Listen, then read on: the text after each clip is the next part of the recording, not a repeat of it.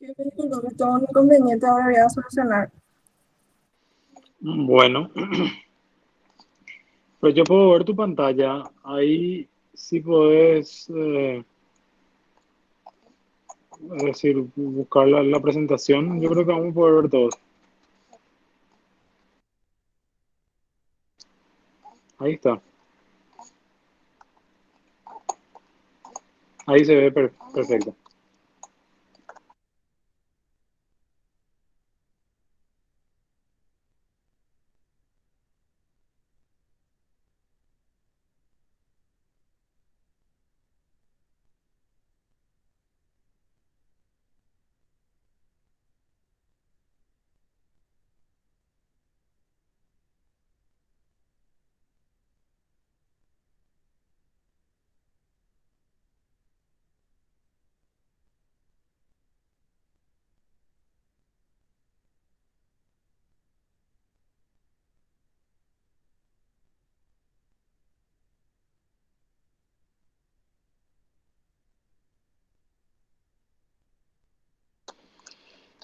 Bueno, muy buenas tardes a todos.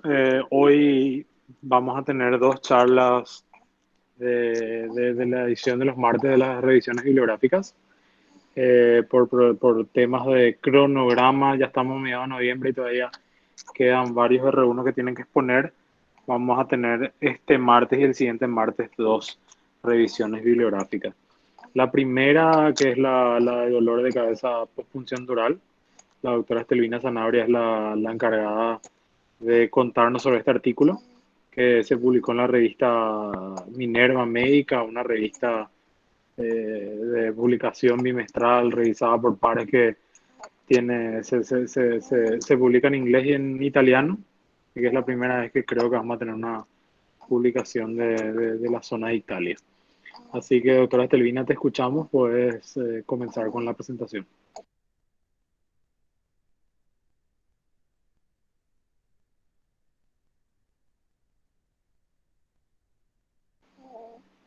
Creo que no te estamos escuchando, doctora.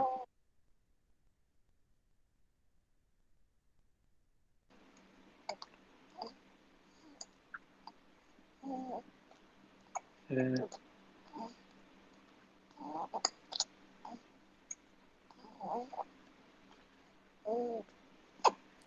Ahí sí, jefe. Te escuchamos bien ahora, sí. Bueno, yo voy a estar presentando sobre la confusión dural. Soy Estelina Sanaria Ramírez, residente del primer año. Como dijo el jefe, esta es una publicación de la revista Minerva del año de 2019. Eh, la revista habla sobre la analgesia epidural que ofrece la forma más eficaz del alivio del dolor durante el trabajo de parto. Se estima que el 30-80% de las mujeres en Europa y América del Norte dan a luz con analgesia epidural y la cefalea postpunción dural es una complicación frecuente después de los bloqueos neuroaxiales. Por eso es importante conocer el cuadro clínico, el diagnóstico diferencial y el tratamiento que se le puede ofrecer. Un poco de historia, se vio que en 1898 el primer relato exitoso de una anestesia neuroaxial donde se inyectó cocaína en el espacio aracnoideo para una cirugía de extremidades inferiores. En 1901 fue el primer obstetra que realizó el primer bloqueo neuroaxial para aliviar el dolor durante el trabajo de parto. Inyectó 10 microgramos de cocaína por vía intratecal a nivel del E4 al E5 y se observó alivio del dolor en 5 a 10 minutos. En 1909 se aplica la primera, o sea, la analgesia epidural caudal para el dolor del parto y se inyectó procaína al final de la primera etapa o al comienzo de la segunda. En 1931 se describió la primera técnica del catéter epidural para aliviar el dolor y que se accedió caudalmente hacia el espacio epidural y en 1960 se realizó a nivel lumbar y a principios del 70 entraron en uso por primera vez los catéteres epidurales lumbares. Hay que saber la incidencia de la cefalea postpunción dural después de la anestesia epidural, que, una, que la punción dural no intencionada, su incidencia se sitúa entre 0,15 a 1,5%.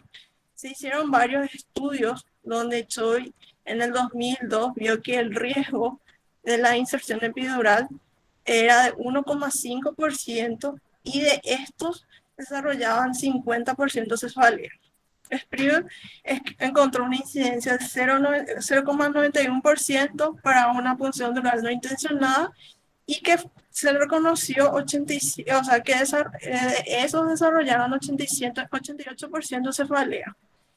Y, incluso, o sea, y se llegó a la conclusión que el riesgo de desarrollar cefalea postpunción es menos del 1%.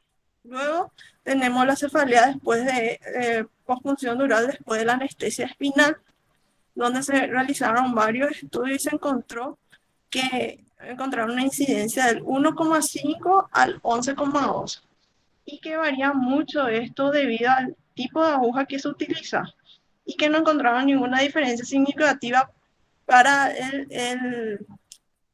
o sea, solo encontraron diferencia en el tipo de aguja y no en el diámetro de la aguja.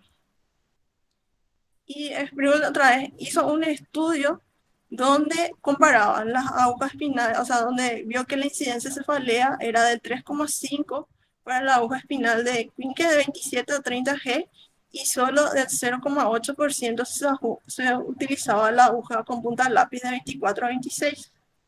Después también Cochrane llegó a la misma conclusión que los anteriores. Por eso se llegó a la conclusión que se debe utilizar agujas atraumáticas para la anestesia espinal para disminuir para disminuir la incidencia de la cefalea postpunción dural. Los factores de riesgo. Hay que saber quiénes tienen mayor predisposición al desarrollo de la cefalea y son las personas con de edad más joven, sexo femenino, una historia de cefalea postpunción previa, una historia de dolor de cabeza crónico, pujar durante la segunda etapa del trabajo de parto. Y en este caso, por ejemplo, se piensa que se pierde más líquido cefalorraquídeo al pujar a través del desgarro de la dura madre. Entonces, hay una presión en el espacio subaracnoideo y desciende de manera significativa, aumentando la incidencia y la severidad de la cefalea postpunción. También se realizaron varios estudios donde se encontraron que el uso de aire o solución salina para la técnica de la pérdida de resistencia no marcó una diferencia en la incidencia de la punción dural no intencionada o la cefalea postpunción. También se encontró que se recomienda que el bisel de cualquier aguja traumática debe estar orientada paralelo al eje largo de la columna, así minimizar los riesgos de las fibras elásticas en la paralela a la dura madre.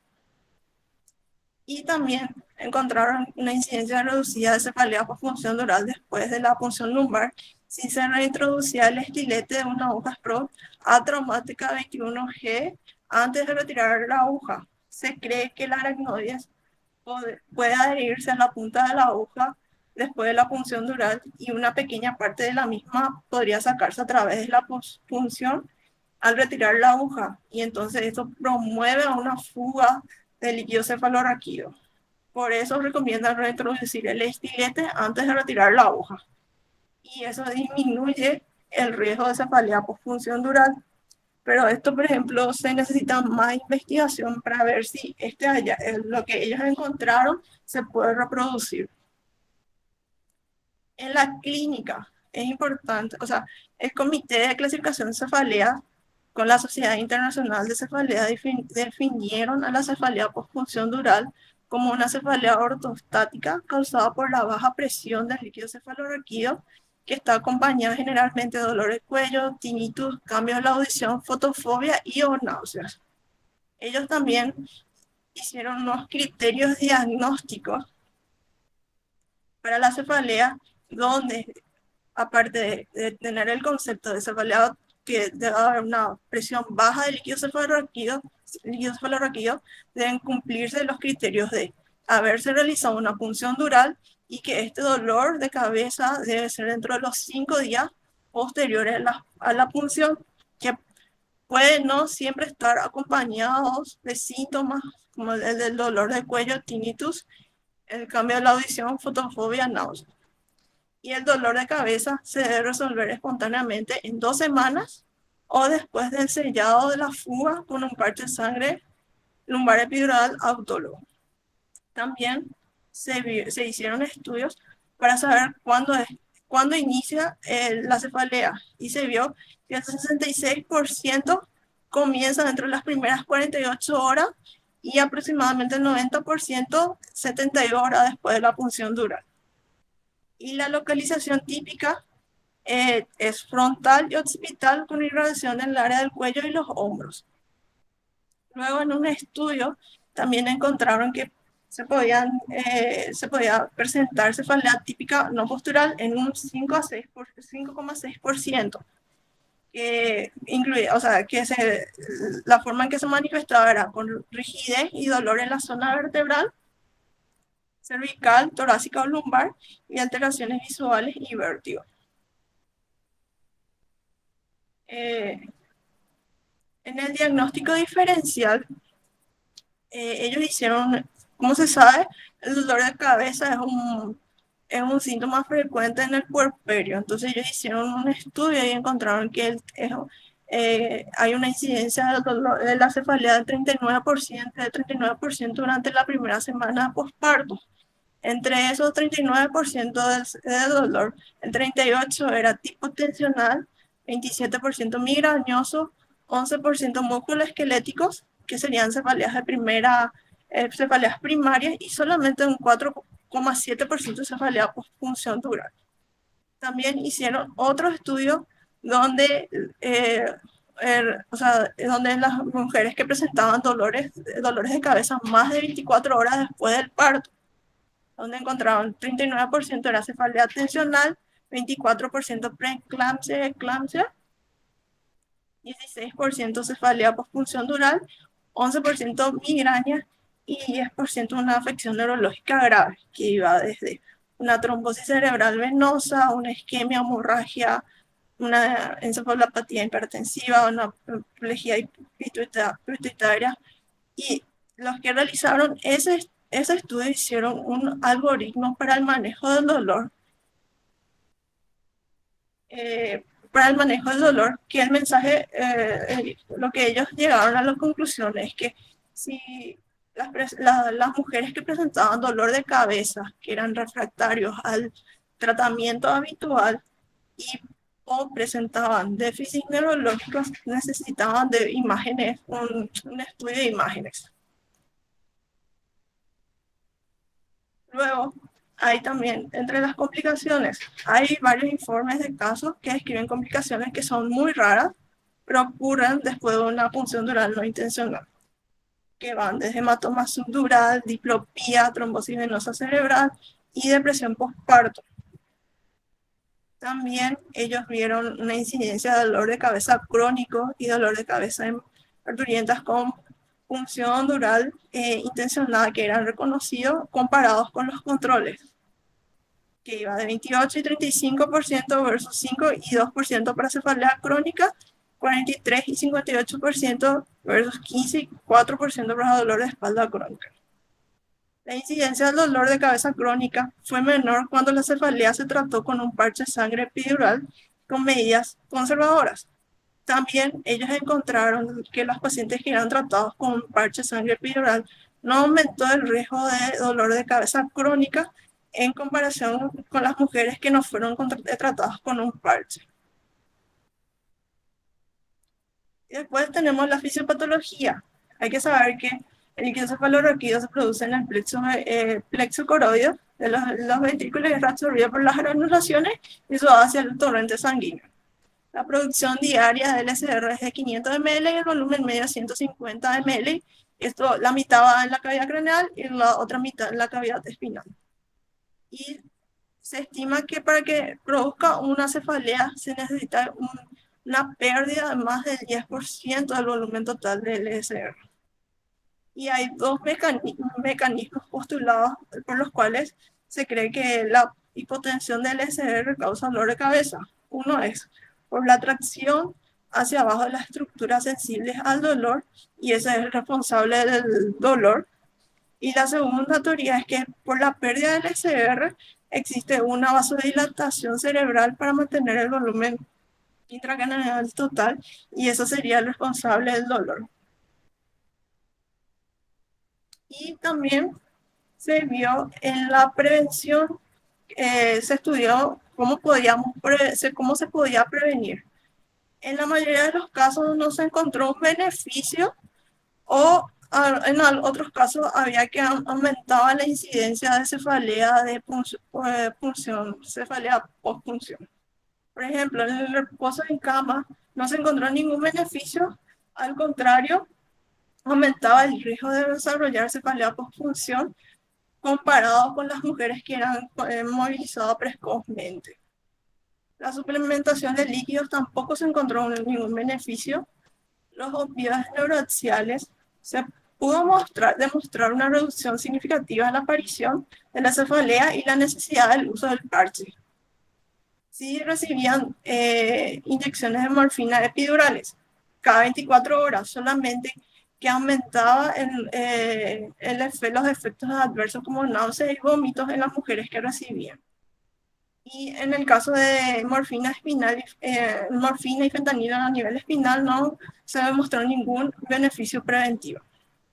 La cosintropina intravenosa, que es un análogo de la CTH, sí demostró un beneficio, una reducción en la incidencia de la cefalea postpunción dural si se le administraba 1 miligramo por vía intravenosa, en comparación con el placebo.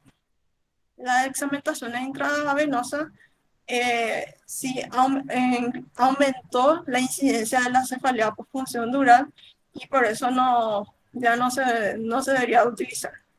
Y la cafeína oral no se encontró ningún beneficio y profilácticamente, inclusive aumentó los efectos adversos que serían al momento del insomnio. Luego, como otra medida también preventiva, se vio el parche profiláctico de sangre epidural. Si hay una punción dural no intencionada, se pueden hacer dos cosas. Introducir el catéter a través de la perforación hasta el espacio intratecal o retirar la hoja y el catéter epidural y colocarlo en otro espacio intervertebral diferente. Se hizo un estudio donde a un grupo, o sea, en parturientas que hubo una punción dural no intencionada, a un grupo se le asignó un parche profiláctico y a otro tratamiento conservador.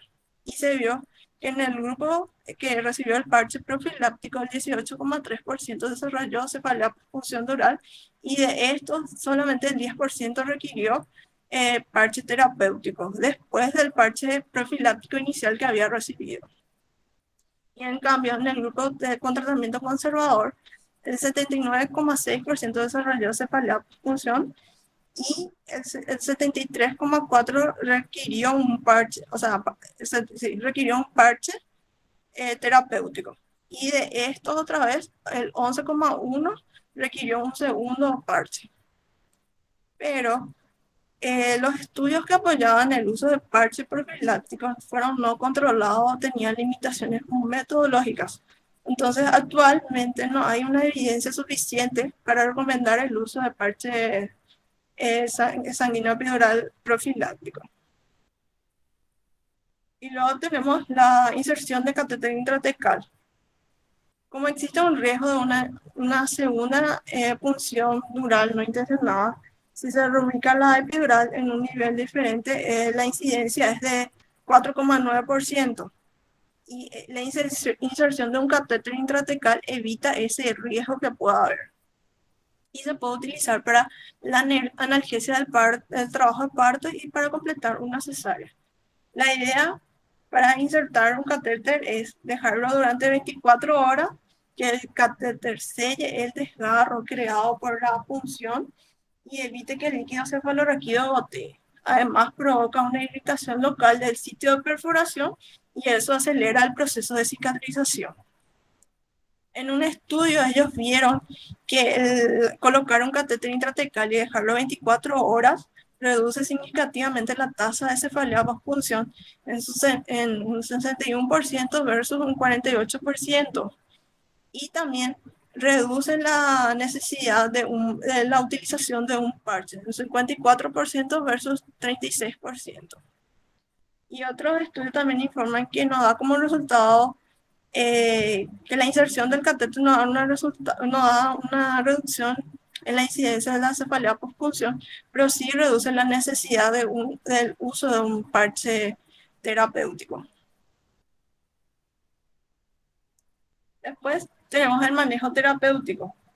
Como eh, hay mucha limitación que no se ha aprobado el tratamiento de la cefalea post-punción dural y también no han sido muy prometedoras las medidas conservadoras y farmacológicas, se vio que para tratar eficazmente a la cefalea post-punción de manera eficaz es necesario reponer el líquido cefalorraquídeo perdido, sellar la rotura de la dura madre y controlar la vasodilatación cerebral. Entre los manejos que tenemos acá son las medidas sencillas, por ejemplo, como el reposo en cama, rehidratación, paracetamol, AINE, opioide, antiemético, ayudan a aliviar los síntomas. La cafeína, que provoca una vasoconstricción de los vasos cerebrales dilatados y un aumento de la producción del SR. Y formulaciones que hay intravenosas y orales y que la dosis diaria debería de ser entre 300 y 500 miligramos día. Y se vio que la biodisponibilidad por vía oral es de 100%, entonces no hay superioridad entre las diferentes vías. Y se vio que reducía temporalmente la puntuación del dolor y entonces reduce la necesidad de un tratamiento adicional. Después, entre otras opciones farmacológicas, tenemos la teofilina, aminofilina, gabapentina y pregabalina, que hubo una reducción también en las puntuaciones del dolor. La cocitropina, que se vio que tiene más valor en la prevención que en el tratamiento. Y luego tenemos el sumatriptán, que no hay una evidencia del beneficio.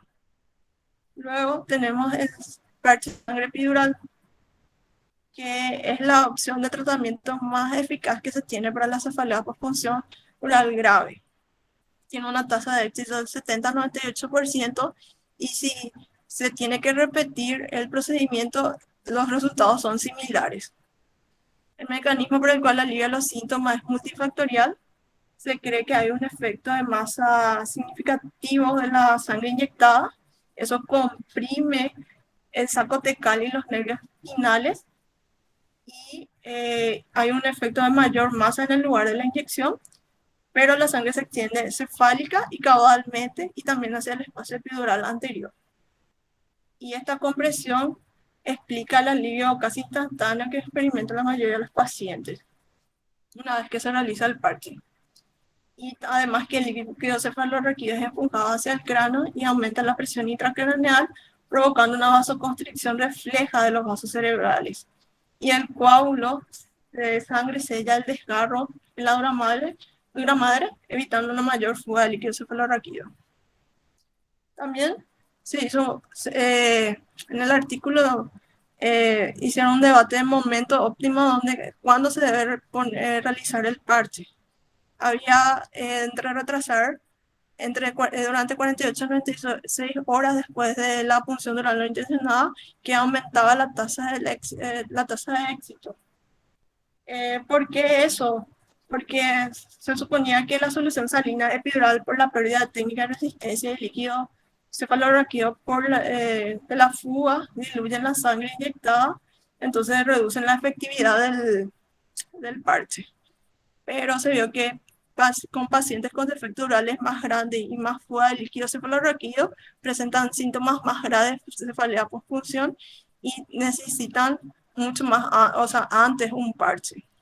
Entonces se realizó un estudio para ver el efecto de la serie in vitro de la modulación entre el líquido cefalorraquídeo y cristaloides sobre los parámetros de coagulación sanguínea a través de un tromboelastográfica.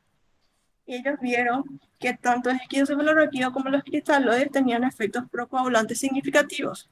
Disminuían el tiempo R, el tiempo hasta la formación inicial de fibrina, disminuía el tiempo K, que es para lograr cierto nivel de fuerza del coágulo,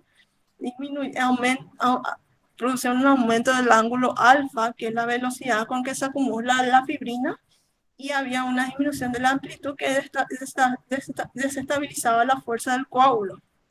Y ellos vieron que el efecto del SR sobre el coágulo fue más pronunciado que el efecto de los cristaloides. Entonces llegaron a la conclusión que era injustificado retener el parche durante 48 horas o más, porque existía una mayor probabilidad de que se vuelva a repetir el procedimiento. También se discutió también sobre el volumen de sangre óptimo y se crearon grupos de 15 ml, 20 y 30 ml.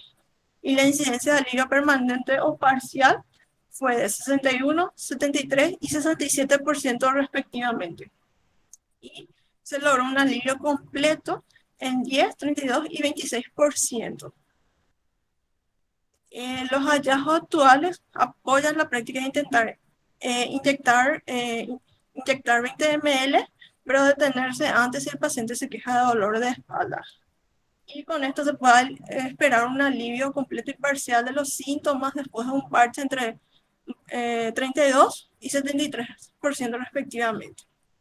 El parche se considera un procedimiento seguro, aunque no se dispone de cifras exactas sobre la incidencia de eventos adversos. Hay varios informes de casos que describen complicaciones después de un parche. Por ejemplo, se ha descrito una inyección inadvertida de sangre subdural que produce dolor lumbar intenso y síntomas radiculares, que en todos los casos los síntomas se resolvieron espontáneamente. También se ha descrito que la exacerbación inicial de los síntomas de la cefalea después de un parche que responde al tratamiento con AINES.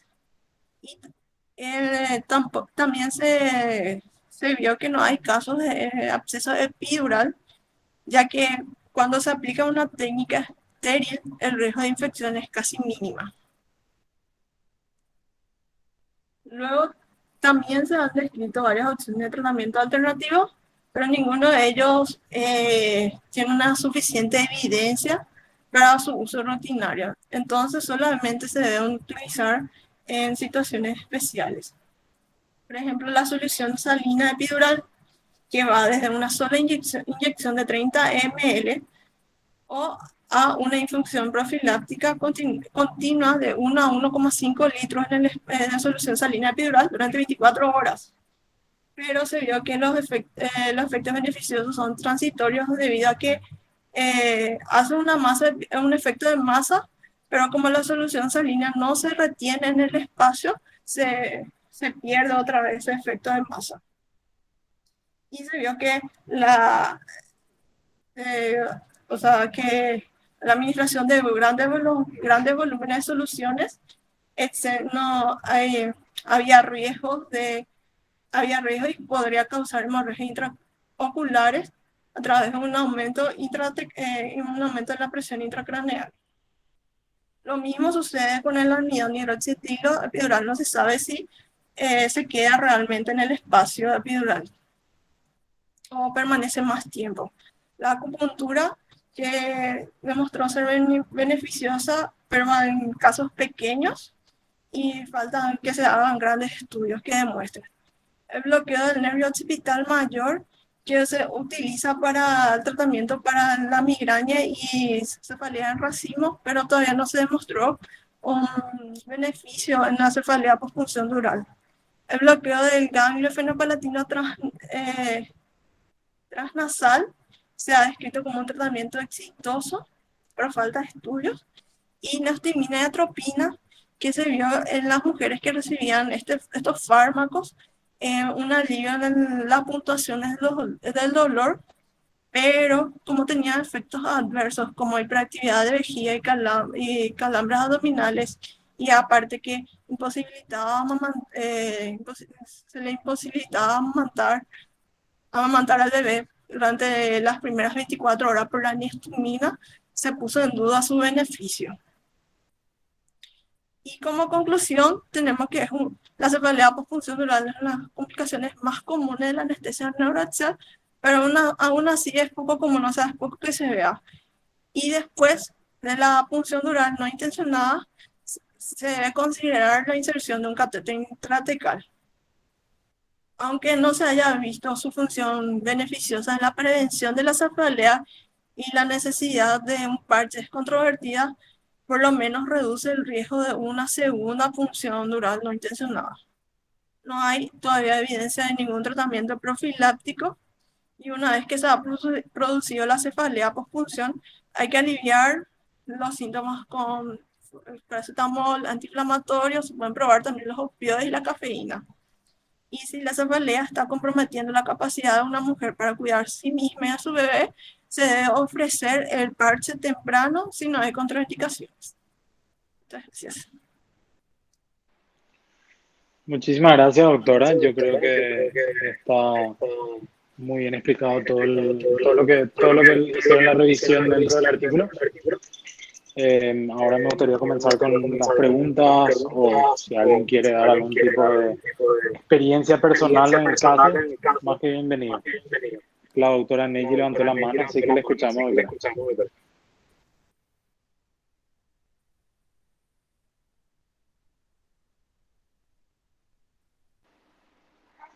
Doctora, te escuchamos. Sí, buenas tardes, ¿qué tal? Bueno, se fue nomás eso de la levantada de manos, pero realmente es un tema muy apasionante. A mí me encanta este tema. Y en los primeros tiempos de mi inicio en la práctica anestesiológica, yo he visto muchas cefaleas, posfunciones durales en un hospital materno infantil porque yo trabajaba con licenciados en anestesia y en donde yo relacioné esa alta incidencia de cefalea posraquídea al, a las reutilizaciones de las agujas para hacer los procedimientos. Después salieron los maletines de anestesia gratuitas para todas las cesáreas del ministerio y después de ese evento yo he visto una reducción significativa. O sea, yo atribuí a la alta incidencia exclusivamente al material utilizado, a las agujas reutilizadas en este caso. Em, y las medidas higiénico-dietéticas son muy interesantes una vez que aparezcan estas cefaleas. Pero esa costumbre de decirle a las pacientes después de una anestesia raquídea, no levantes tu cabeza porque vas a hacer cefalea, eso no es cierto. Yo siempre trato de desterrar ese mito diciéndole a la gente de que realmente es un mito.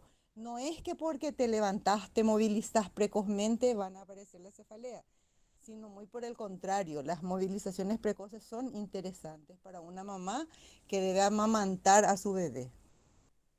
Eso es todo. Muchísimas gracias, doctora. La verdad que muy interesante lo que dijiste en el caso de que se reesterilizaban las agujas. Yo particularmente no viví en ese tiempo y creo que desde que hago anestesia siempre fue una aguja raquí y después fue desechada. Así que por agujas raquía o por punción raquía, particularmente nunca vi un dolor de cabeza por punción. Sí, en donde trabajé hubo casos por punción sin intención de la obra madre, pero particularmente en mi caso yo personalmente no tengo una sola punción, una sola punción que tuve y por suerte vamos a decirle que la paciente no desarrolló ningún tipo de dolor de cabeza por punción. Hasta el quinto día le estuve monitorizando y luego de eso, bueno, ya nadie me avisó nada, así que espero que no haya tenido ningún tipo de dolor de cabeza. Si alguien tiene, el doctor, el profe Delgado levantó la mano, así que, profe, te escuchamos. Tu micrófono, profe. Ahí está. Buenas tardes para todos. Primeramente les quiero decir si pueden ponerse presente en en el chat.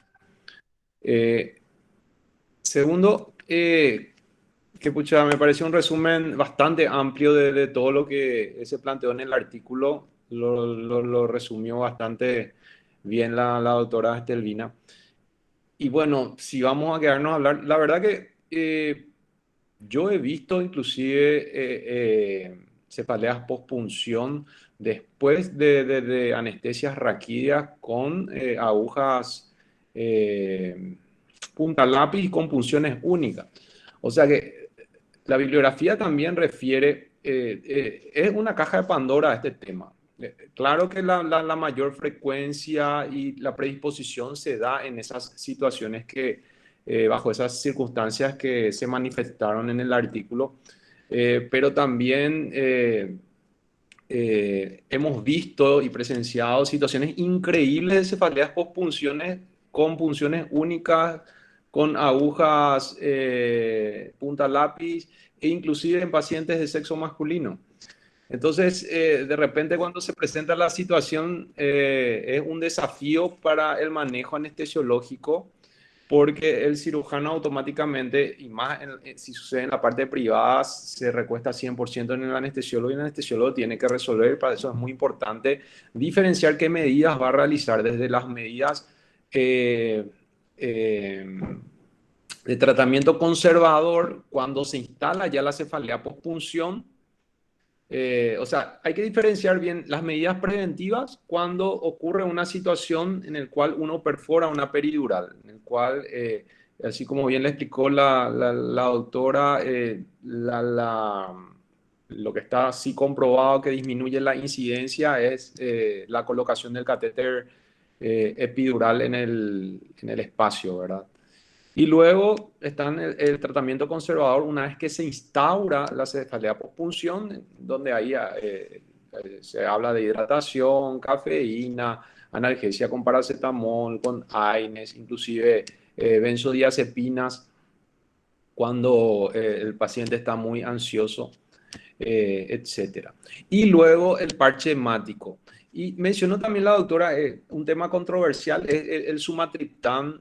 Yo no sé si tienen experiencia, yo sí tuve un caso justamente de un paciente acá en el hospital de clínica, uno o dos casos que habíamos visto con los residentes que le administramos sumatriptán y que fue efectivo realmente para calmar la cefalea. Nada más que en los dos casos las palpitaciones y la situación desagradable posterior a la administración subcutánea del fármaco se presentaron, ¿sí? Una situación de palpitaciones terribles que le desespera al paciente en el primer minuto, luego pasa, pero se atenuaron. Pero hay que consignar que esos dos casos que presencié no eran cefaleas muy intensas y incapacitantes, ya que también los niveles de cefalea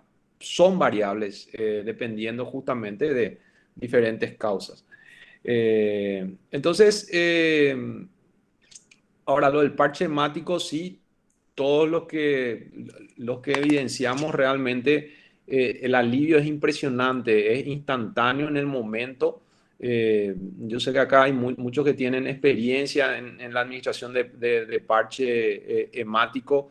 De hecho, que hemos realizado acá en el servicio unos cuantos casos y todos los reportes fueron efectivos y con un alivio en el momento, ¿verdad? Bueno, nada más eso quería aportar y no sé si creo que hay gente que tiene mucha experiencia también en este manejo de la cefalea postpunción. Muchísimas gracias, profe. El doctor Víctor aquí no creo que levantó la mano, así que te escuchamos acá. Sí, yo en realidad en el ámbito de anestesia no mucha experiencia más que la gente que habló, evidentemente no tengo, ¿verdad? Pero sí me tocó ver cefalea postpunción en otro ámbito, ¿verdad? En la urgencia. Después las punciones lumbares, donde hacemos exactamente lo contrario a lo que se mencionó en el artículo, ¿verdad? Usamos las agujas más grandes, las más traumáticas, sacamos un montón de líquido y todas esas cosas que no hay que hacer, hacemos habitualmente. Pero en otro contexto, evidentemente. Y ahí sí, un par de veces tuvimos pacientes que tuvieron que entrar a la unidad de ictus con el diagnóstico de una hemorragia subaracnoidea, un Fisher 1 era donde no había evidencia de sangrado y la interconsulta con anestesia en realidad ayudó mucho, ¿verdad? Porque era una típica cefalea postpunción y se ligó desde una tomografía hasta creo que una angioresonancia al paciente buscando una hemorragia subaracnoidea. Solamente para acotar que de repente en otros ámbitos, ¿verdad? En urgencias, en clínica médica, en otros servicios, se ven también casos de cefaleas por función y la práctica y la experiencia del anestesiólogo ahí es muy importante para llegar al diagnóstico porque los clínicos habitualmente no pensamos en ese diagnóstico principalmente. Muchas gracias, doctor. Antes de continuar con la pregunta o con la experiencia, me gustaría que el doctor Ronald, si es que puede empezar a compartir su pantalla y para poder continuar. Alguien Cristian, que... Cristian, Sí, discúlpame, vamos a sí. hacer desde otro link Ah, la próxima reunión para que las grabaciones no sean diferentes. perfecto, no hay ningún problema. Vale. Bueno, el doctor Pats creo que levantó la mano, así que te escuchamos. Hola a todos, ¿cómo están? Yo hice unos cuantos parches hemáticos ya. Y me acuerdo bien que el primer parche que hice fue un sábado de noche por una paciente que se operó de su vesícula el miércoles. Y era vendedora ambulante y pensé, esta voy a practicar, ¿verdad? Quería hacer y comencé a hacer. Y le hice a esa señora porque era vendedora ambulante, ya no puede estar reposando en su casa, vive del día a día. Entonces siempre veo el contexto en general para hacer. Y fue así, como si instantáneo, le pasó el dolor, se levantó y se fue a su casa. Y pudo trabajar al día siguiente normalmente, todo bien. Y siempre veo el contexto. Este año, un viernes, perforamos, cuando queríamos hacer una peridural a una paciente venezolana, que su teflón de su punzocat le dolía. Y perforamos, entonces le dije, vamos a ponerle costado y vamos a hacer el parche, si no, no va a parar de molestarnos, ¿entendés? Y va a ser una paciente súper especial, ya que hasta el punzocat le molestaba el teflón. Entonces le hicimos nomás ya de profiláctico y el residente se fue a verla al día siguiente y me dijo que no le dolía nada. Y así veo generalmente el contexto. Hay que mirar el contexto también del paciente porque hay muchos que no tienen paciencia para esperar y quedarse internado, bien del día a día. Hay que ver siempre el contexto. También tengo una conocida que le llega a hacer su parche que tuvo su bebé y al anestesiólogo le abrieron una aguja, así era de urgencia y le abrieron la Lancet, no le abrieron la punta lápiz y en menos de 24 horas ya tuvo cefalea. Y para una operada, de repente si tiene hijos es difícil decirle que se vaya a acostar en su casa, que no se levante, que tome analgésico. Y yo creo que hay medidas que hay que ser así bien directos. Y a esa le hice también el parche y le pasó. Llegué a hacer a otra que tuvo cefalea post punción dural.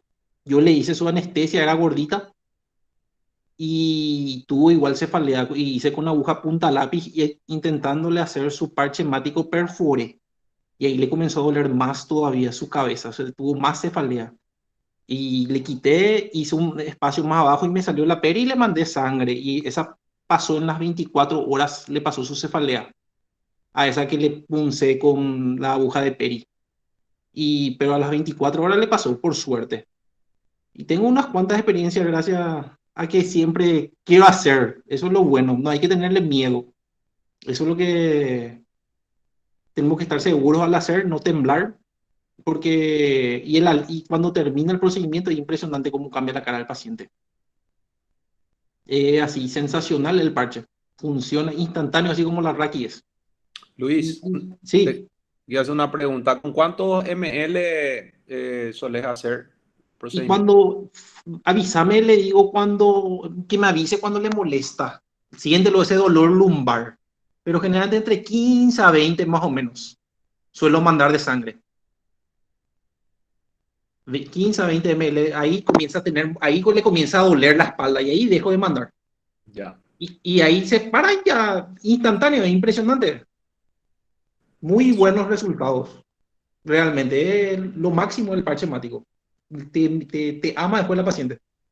Súper. Y esos son mis casos que hice, pero siempre veo el contexto, hay que ver el contexto general, porque muchas pacientes no se pueden ir a reposar en su casa, así como la primera que hice, que era vendedora ambulante, al día siguiente tenía que trabajar y siguió con su dolor de cabeza. Entonces siempre hay que mirar, como digo, hay que mirar el contexto del paciente. Y eh, eso es mi aporte. Muchísimas gracias, doctor. La verdad que me encantó esta experiencia personal que estás diciendo. Me encantaría contar un poco más, pero yo, así como dije, lastimosamente no tuve la oportunidad de colocar un parche hemático. Creo que la doctora Zarza y el doctor Delorme me levantaron la mano. Doctora Zarza, te escuchamos y después el doctor Delorme. Hola, sí, así como dijo Luis, ¿verdad? Nosotros en el San Pablo hace años recibimos también cefalea, ¿verdad? De todos los lugares.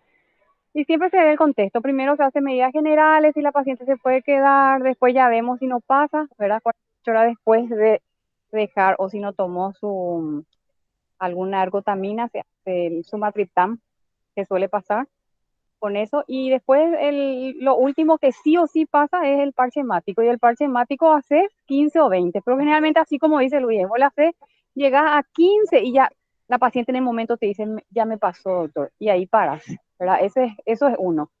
Y dos, entre las causas que nosotros vimos, primero luego está realmente que yo veo si la paciente es jaquecosa, generalmente te puede presentar, ya tenés que avisarle, podés presentar cefalea y si vemos que es con la movilización precoz porque hace como una fístula.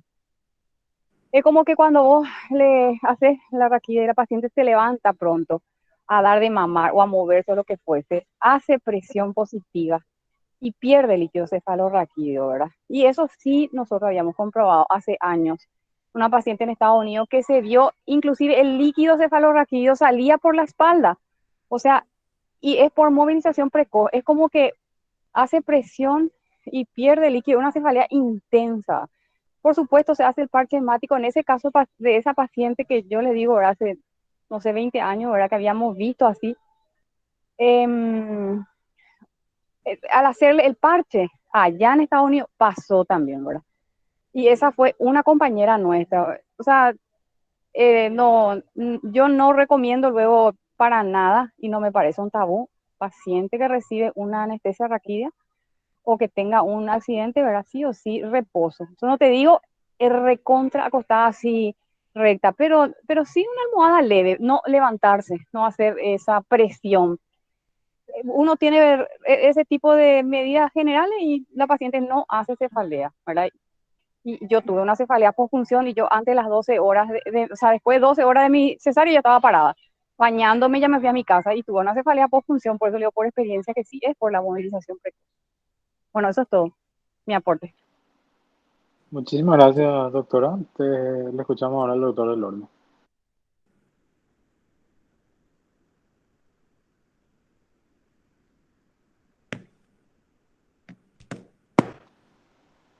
Doctor Delorme, ¿te escuchamos?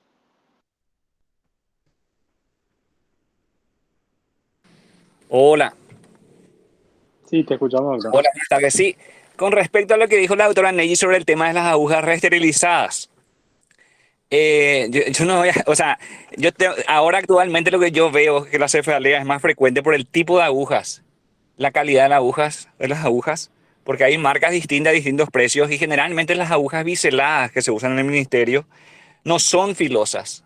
Entonces de repente como que lesionan más la dura madre, eso es por un lado. Y después, en mi experiencia, por ejemplo, las veces que yo tuve cefalea, tuve con la aguja número 27. Y mi teoría es la siguiente, de que como con la aguja 27 uno manipula más porque tarda en venir el líquido o no encuentra de repente el espacio. Entonces con el movimiento va agrandando el espacio. Entonces, raras veces tuve cefalea con la aguja número 25. Más frecuentemente tengo la aguja 27. Tal vez por la práctica a mí no me gusta tanto usar la aguja número 27. Y con respecto a la peridural, en el caso de que yo punce la dura madre, le coloco el catéter un espacio por encima o un espacio por abajo y por medio del catéter le envío sangre. Y las veces que hice ese procedimiento que no está descrito, al menos por el catéter, no tuvo cefalea las pacientes. Y yo suelo hacer bastantes cirugías plásticas y gracias a eso me salió unas cuantas veces ya de la cefalea. Después, algunas cosas que dijo la doctora, que es la que estaba haciendo la exposición, me era muy raro. Por ejemplo, de que de la cafeína ya no está tanto en auge, de que la dexametasona también. O sea, yo tenía entendido luego que la hidrocortisona es el corticoide que funciona. Yo las veces que usé hidrocortisona me funcionó, 100 miligramos cada 8 horas. Generalmente en la primera dosis pasa la cefalea. Y la literatura dice que en la tercera dosis el 90% de las cefaleas ceden.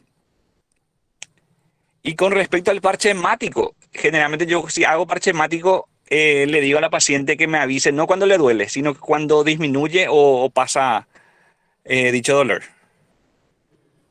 Nada más.